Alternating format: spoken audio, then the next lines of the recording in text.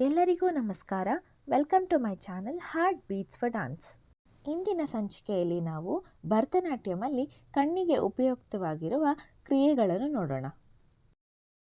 ಭರತನಾಟ್ಯಮಲ್ಲಿ ನಮ್ಮ ಹಸ್ತಗಳು ಅಂದರೆ ಕೈಯಿನ ಚಲನೆಗಳು ಯಾವ ಕಡೆ ಹೋಗುತ್ತೋ ಆ ಕಡೆ ದೃಷ್ಟಿಯನ್ನು ಇಡಬೇಕಾಗುತ್ತೆ. ಅದ್ಭುತವಾದ ದೃಷ್ಟಿ ಇರಬೇಕು. ಅದಕ್ಕೆ ಈ ಕ್ರಿಯೆಗಳು ಬಹಳ ಉಪಯೋಗವಾಗುತ್ತದೆ. ನಾವು ವರ್ತುಲ ತ್ರಾಟಕ ಹೇಗೆ ಮಾಡೋದು ಅಂತ ನೋಡೋಣ.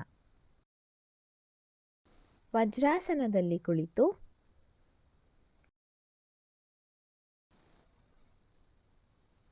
ನಮ್ಮ ಎಡಗೈಯಲ್ಲಿ ಶಿಖರಾಹಸ್ತವನ್ನು ಮೇಲ್ಮುಖವಾಗಿ ಹಿಡಿಯಬೇಕು.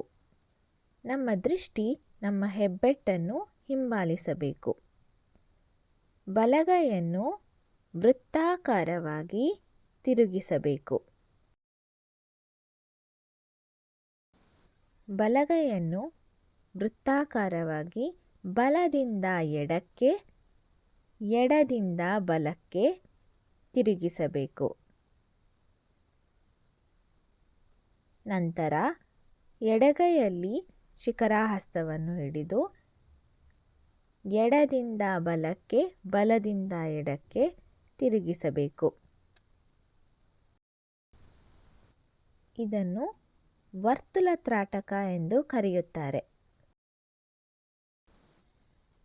ವರ್ತುಲ ತ್ರಾಟಕ ಮಾಡುವಾಗ ನಮ್ಮ ದೃಷ್ಟಿಯು ನಮ್ಮ ಹೆಬ್ಬೆಟ್ಟಿನ ಮೇಲೆ ಇರಬೇಕು.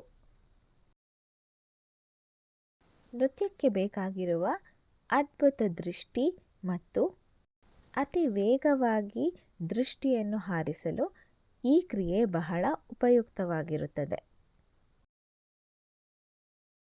ಈ ಕಂಟೆಂಟ್ ನಿಮಗೆ ಇಷ್ಟವಾದಲ್ಲಿ ಲೈಕ್, ಶೇರ್, ಸಬ್ಸ್ಕ್ರೈಬ್ ಮಾಡಿ. ಧನ್ಯವಾದಗಳು.